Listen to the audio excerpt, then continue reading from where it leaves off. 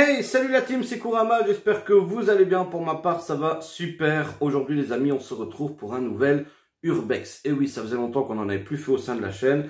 Et grâce à la météo qui revient petit à petit vers des beaux jours, eh bien, on a pu profiter de faire quelques Urbex. Pour celui d'aujourd'hui, en tout cas, j'étais accompagné de Dim officiel, de sa femme Valérie et de ses deux enfants, Carlo et Enzo. Et vous allez voir que cet Urbex était assez particulier, en tout cas pour ma part, puisque nous avons visité une ancienne usine métallurgique où mon père a travaillé durant ses premières années professionnelles. Donc voilà, moi je vais vous laisser avec les images. N'hésitez pas à liker la vidéo, à la commenter et bien évidemment à vous abonner à la chaîne pour ne rien rater des prochaines vidéos qui seront postées sur celle-ci. Moi je vous fais de gros bisous et n'oubliez pas, vos rêves sont les vôtres, réalisez-les. Bon visionnage à tous.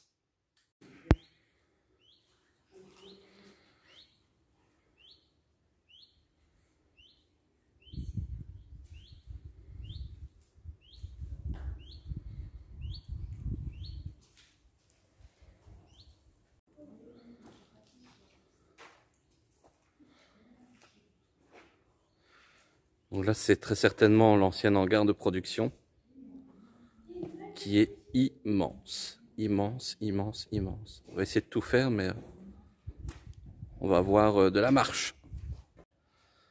Alors ici, c'est une genre de petite maisonnette. Et ce qu'on peut voir ici, c'est tout des plans. Donc tout ce que vous voyez là au sol, toutes les pages que vous voyez là au sol sont tous des anciens plans, des anciens manuels de métallurgie. Vu que c'est une ancienne usine métallurgique. Et alors, ce qui est super joli, il y a quelques tags qui ont été faits à la va-vite, mais je trouve que déjà celui-là, il est impressionnant comme pas possible. Et alors, petite préférence pour celui-ci que je trouve vraiment sympa avec Raphaël des Tortues Ninja. Vraiment sympa comme tout. Alors ici, c'était très certainement l'ancien atelier où se trouvaient tous les métaux et tous les produits de traitement des métaux. Faudrait limite que je demande à mon père, parce que mon père était un ancien ouvrier de l'usine. Mais franchement, c'est hyper impressionnant de revenir ici 30 ans après lui, quoi. C'est assez symbolique comme Urbex. Donc voilà, bon, malheureusement dans un piteux état, certes, mais plutôt sympa quand même. Alors juste après l'atelier, nous voici dans le deuxième hangar, qui est immense. Donc c'est vraiment l'hangar qui est accolé au reste de l'usine qu'on a vu jusqu'à présent. Donc immense. Je sais qu'il n'était pas 50 à travailler ici, mais c'est immense, quoi. Immense, immense. Alors ici, ben voilà, on retourne une nouvelle fois sur ce qu'on vient de voir auparavant. Et juste ici, ben, c'est le reste du hangar qui est vraiment incroyablement grand. Bon, avec le petit fauteuil qui a pris cher, mais c'est vraiment incroyable, quoi. Bon, par contre, les deux personnes ici, je sais pas qui c'est, sont très certainement des enfants de la région. Bon, ben les gars, si vous êtes venus visiter l'Urbex, ben n'hésitez pas à venir faire un petit coucou, hein. Vous êtes filmés? Bon, ben on a même le chasseur des Looney Tunes qui est venu nous rejoindre, certainement à la recherche de Daffy Duck. Bah, il est pas ici, copain, hein. Mais encore une fois, bon, avec énormément de gravats, mais encore un tag assez spécial même. C'est vraiment sympa. Alors ici, je sais vraiment pas ce que c'était. Je suis en dessous de ce qu'on vient de visiter. C'est assez lugubre ici. En fait, tout s'est effondré, en fait. C'est la base de ce qu'il y avait juste ici au-dessus. Et alors ici à ma gauche, très certainement encore une pièce de production. C'est glauque, hein, quand même. Voilà, et donc ici c'est la pièce arrière avec notamment une botte, donc peut-être un ancien vestiaire.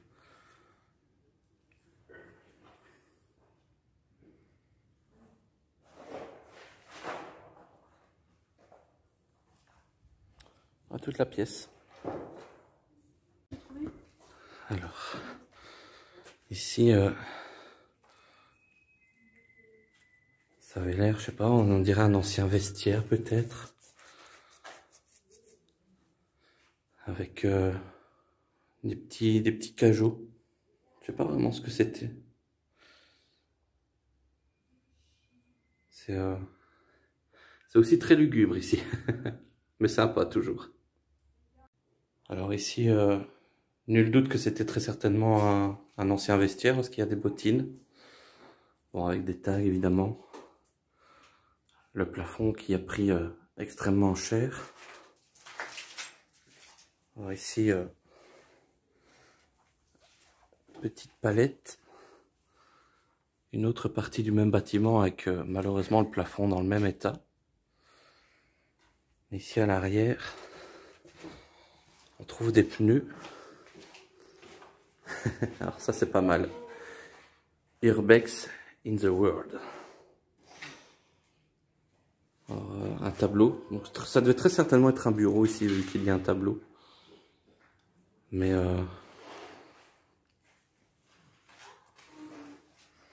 voilà. Ange Démon 1993. Et encore d'autres tags. Alors ici on est dans un des hangars. Bon, malheureusement condamné suite à une chute de pierre. Donc tout l'amoncellement ici c'est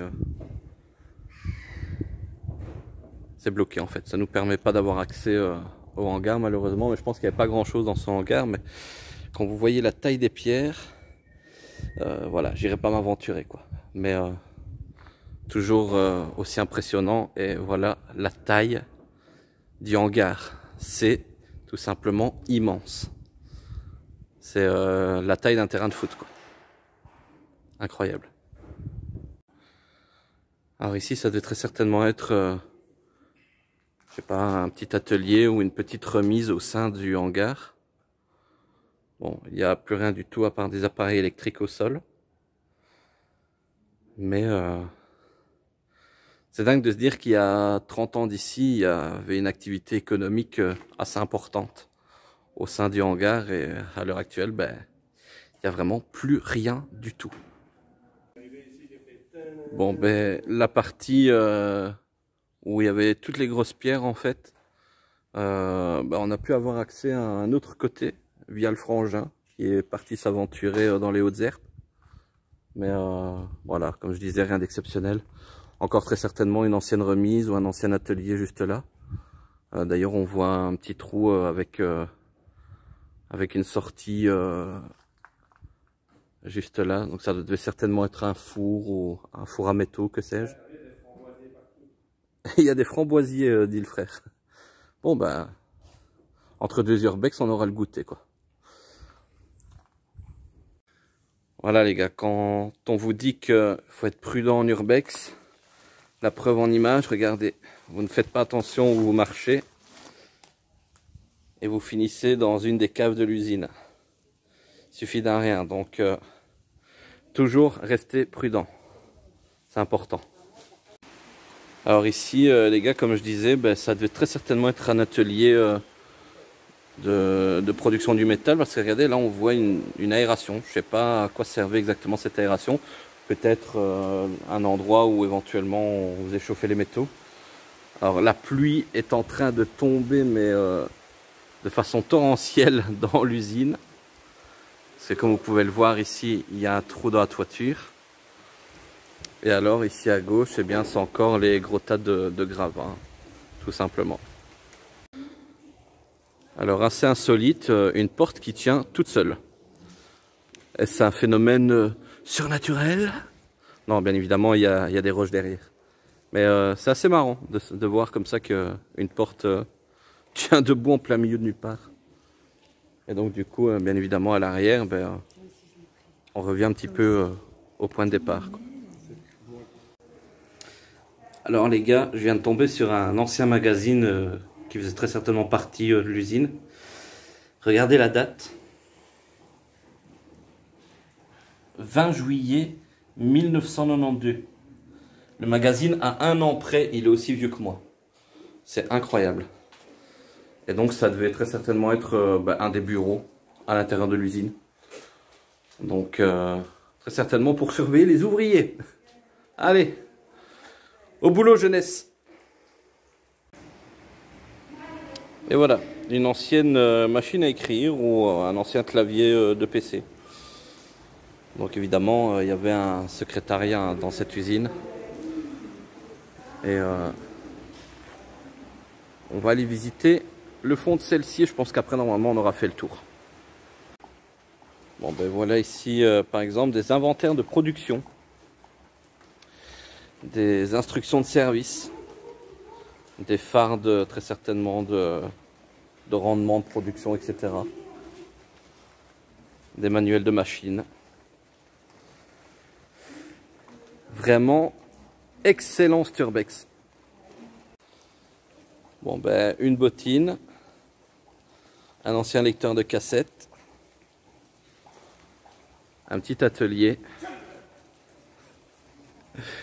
le frangin qui fait le saut et encore un hangar qui est juste là en face. On va aller voir ce qu'il nous réserve. Ben voilà, du coup on est rentré dans le hangar et ça avait l'air d'être, je sais pas, très certainement encore des ateliers, vu qu'il y a là des porte-manteaux. Avec un énorme tuyau qui déboule de nulle part et qui finit sa course ici. Alors, à ma droite, il y a ceci. Bon, rien d'extraordinaire en soi. Et dans l'autre pièce, à gauche, voilà, avec un joli halogène qui pendouille. Voilà l'une des pièces maîtresses de l'usine en question. C'est le fameux four à métaux. Donc le four est immense. Vous ne le voyez peut-être pas comme ça de loin, mais si on s'approche, il a une profondeur mais incroyable. Et il y a encore très certainement d'autres fours là-bas au bout du hangar.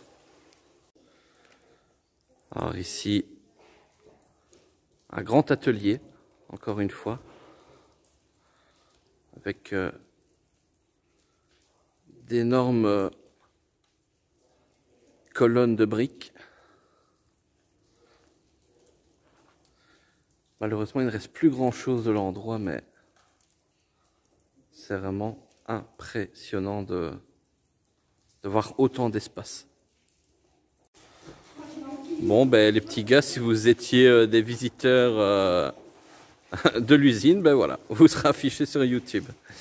Non, par contre, ici, il y a une très belle pièce que ma belle-sœur a trouvée.